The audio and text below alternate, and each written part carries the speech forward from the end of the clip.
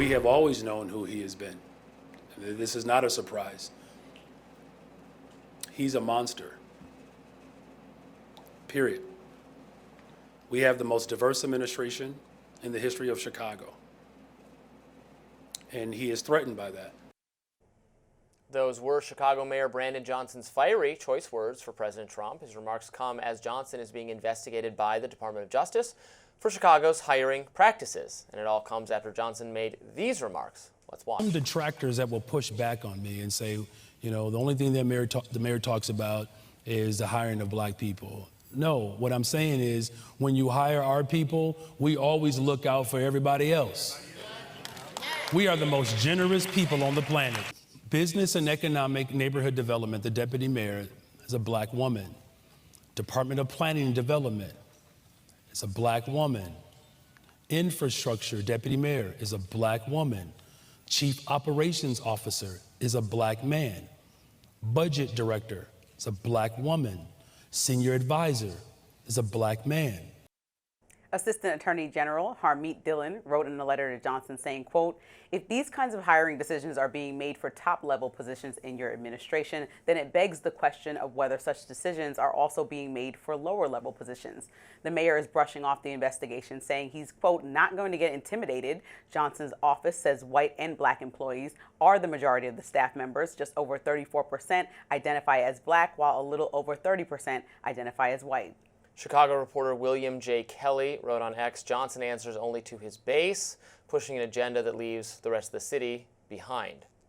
Reverend Al Sharpton says, quote, are we now saying it's criminal for black leaders to hire qualified black professionals? Is it a scandal to ensure representation in a city that looks like us? That's not corruption, it's equity.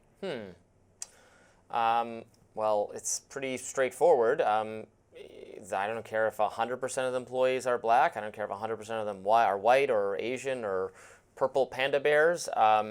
It just should hire the most qualified people for the jobs. And it is, in fact, illegal to hire people for their race or not hire them for their race. So I think the investigation hinges on whether in those remarks he was saying, as he was listing the racial attributes of everyone he's picked for various positions, if they were picked because of those racial attributes, that is in fact illegal discriminatory hiring practices. If it just so happens that he thought those were the most qualified people and they happen to be black, then I don't care, that's fine.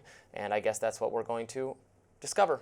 Well, speaking of discriminatory hiring practices, Trump got his career start with discriminatory hiring practices in 1973. The Civil Rights Division, like 800 years filed. ago. Well, it doesn't matter. It's how he started. So we should be he was considering accused of discriminatory hiring practices. Yes, because several people of color were denied opportunities to rent out his apartments. The same ones that submit applications that were white got the apartment, and so it's just a matter of choice, which is what we're saying. I don't know. We might not be able to prove that he discriminated, but we can also say right now, looking at his cabinet, it's 80% white men. Should we examine that as well? It's not about who has the position. You're right. It's about most qualified. But the fact is that America, which is why there's organizations like the National Association of Black Journalists, because America is a good old boys club where people hire people who they see most often in their communities, who they're most comfortable with. That's something that we understand happens. And naturally, people might be in communities that look like them. And so this is something that's always happened. It's a social phenomenon, not something that you can point to and say, oh, is he the most qualified or not? Majority but white, it just happened. That's white what's people real. are the majority of the country, so it's... Yeah, but they're not 80% of the country, and so white men are not 80%. It doesn't need to reflect the exact. I don't care. I don't care if it reflects the demographics whatsoever.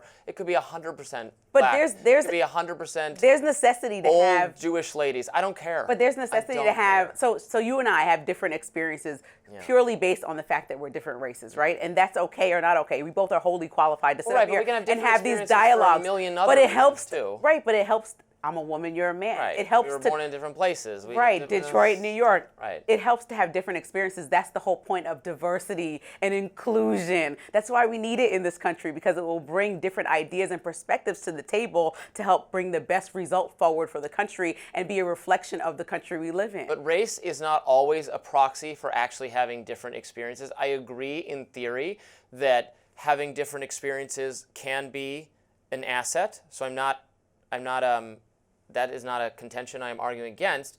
But when you just say, oh, we need to have a certain number of people of a certain race, you assume then the experiences or the backgrounds or the perspectives will be different. I mean, frankly, class is a much bigger issue if you get, and this is what has happened, for instance, in, diversity university admissions, where they go, you try to turn up the dial on whatever, Native Americans or black people or Latino people, but you're just getting more affluent people in those categories. You end up not getting different backgrounds. They're all, trying to be on the water polo team and joining the marching band and padding their resumes with extracurricular activities. You're not actually, and especially if they're all, equally far left liberal people applying to universities, you're not actually getting difference of perspective or difference of ideology or difference of any of those things when you just assume that, more people of a different race automatically means diverse in some way. It's just skin color. Sometimes, I agree with you, sometimes it indicates some kind of different life status or some different perspective,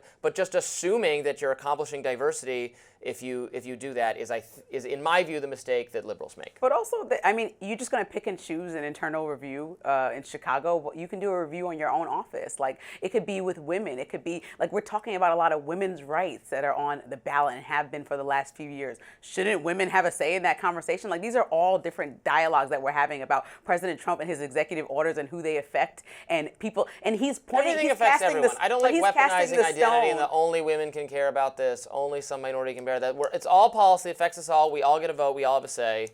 Okay, all policy doesn't affect everyone all the time. Well, it's not like abortion which is not, frankly, an issue that I'm particularly invested in or have really strong views myself. But it gets, put forth as some women issue, like only women can have some opinion on it. Well, from the conservative or pro-life perspective, it's a child being murdered. I get to have an opinion on that. When we see a Congress full of men making that decision and women are sitting back like, oh, do I have a choice? That's problematic. You have to agree. That's not diversity of thought when we see all of one type of person sitting there having a conversation about a woman. I don't care at all. All right, Nancy Mace is using her naked image taken without her consent to advocate for voyeurism legislation. We'll discuss that next. What?